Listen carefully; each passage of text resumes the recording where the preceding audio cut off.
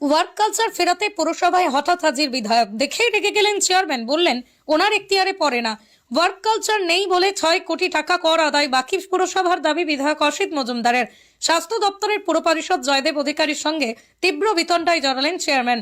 সকালে নাটকীয় মুহূর্তের সাক্ষী রইলেন পুরসভার কর্মীরা। গত 2 মাস বেতন পায়নি বলে কাজ বন্ধ করে আন্দোলন করছিলেন পুরসভার অস্থায়ী কর্মচারীরা, যে কারণেই অচল অবস্থা তৈরি হয়েছিল পুরসভায়।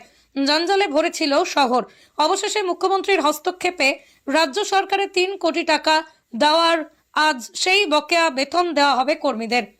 তবে আগামী মাসগুলোতে কিভাবে বেতন দেওয়া হবে তা নিয়েই চিন্তা রয়েছে। মাসে 1.5 কোটি টাকা প্রয়োজন পুরসভার, সেই টাকার সংস্থান করতে হলে পুরসভার কর আদায়ে জোর দিতে হবে। বিধায়ক অসিত মজুমদারের অভিযোগ, পুরসভার ওয়ার্ক কালচার নেই বলেই গত 8 মাসে প্রায় 6 কোটি টাকা কর আদায় বাকি পড়ে গেছে। এই অবস্থায় পুরসভার ওয়ার্ক কালচার ফেরানো খুব জরুরি। 10 লক্ষ টাকার এখন পুরসভায় আছে, মাস শেষ হলেই 1.5 কোটি টাকা লাগবে। কোথা থেকে আসবে সেটা ভাবতে হবে। বিধায়কের এই পুরসভা নিয়ে সক্রিয়তায় উপকৃত আপত্তি চেয়ারম্যান অমিত রায়ের। অমিত রায় বলেন, সবাই একটি স্বশাসিত সংস্থা, এখানে বিধায়কের কোনো কাজ নেই। তবুও তিনি কেন করছেন জানি না, কেন এসেছিলেন তাও জানি না। পৌরসভার কর্মীরা সময় আসেন, কাজ করেন, কর আদায় সেই কর্মীরাই করবে, বাইরের লোক করবে না। আমি স্টান্টে বিশ্বাস করি না। তো যখন একটা জায়গায় খাতা রাখা আগেও তাই হতো, একটা জায়গায় খাতে আছে সেই জন্য ভিড় হয়ে যাচ্ছে, একটা টাইমে সেই জন্য লাইন দিয়ে সই করছে। বিধায়ক বলছে 10টা-15 মধ্যে সবাই ঢুকছে না। বিধায়ক তো পৌরসভা দেখে না। পৌরসভার দায়িত্ব আমাদের ইও আছে, এফও আছে, হেডটার কাছে, তারা দেখবে এগুলো। ওনার এটা ওনার জায়গায় বিধানসভায় যারা দেখার স্পিকার তো আর কে আসছে না আছে, মমতা ব্যানার্জি নবান্নে দেখে না, হ্যাঁ, ডিএমও তার অফিসে দেখে না, ফিরাদ হাকিমও তার এতে দেখে না। বিধায়ক খাতা নিয়ে এসে সই করে না, জানি না, আমি ওনাকে বলেছি তোমার এটা ইনডিগনিফাইড, হ্যাঁ, কারণ এটা স্বশাসিত সংস্থা, হ্যাঁ, এখানে এইভাবে এটা করা যায় না। হ্যাঁ, তুমি এলে অন্য কালকে একটা অন্য লোক আসবে, এসে বলবে আমি দেখবো, এমপি আসবে, না, এটা হয় না। এটা স্বশাসিত সংস্থা, এটা যা করবে পৌরসভার আধিকারিকরাই করবে। আর আমরা যারা তারা 10টা 5টা ডিউটি করি না, আমরা আমাদের সর্বত্র।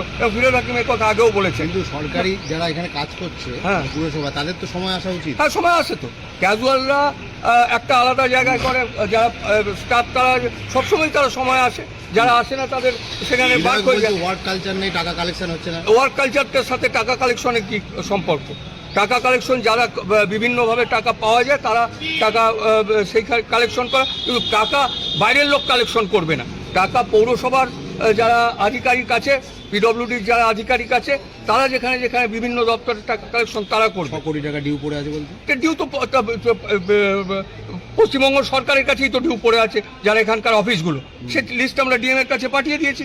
এসিডিসিএল এর টাকা বাকি আছে, সেই লিস্ট আমি এসিডিসিএল এর কাছে পাঠিয়ে দিয়েছি। এবং বিভিন্ন ব্যাংক যেগুলো বাকি আছে সেগুলোটাকে কিছু কিছু জমা পড়ছে, আবার কিছুর কোনো ইয়ে নেই। হ্যাঁ, তাই অতএব এগুলো আমি ওই স্টান্টে বিশ্বাস করি না। বিধায়ক কি স্টান্ট করছেন? না, আমি ওনার কথা বলছি না। উনি কি করেছেন তাও জানি না, উনি কি করতে এসেছিলেন আমি তাও জানি না।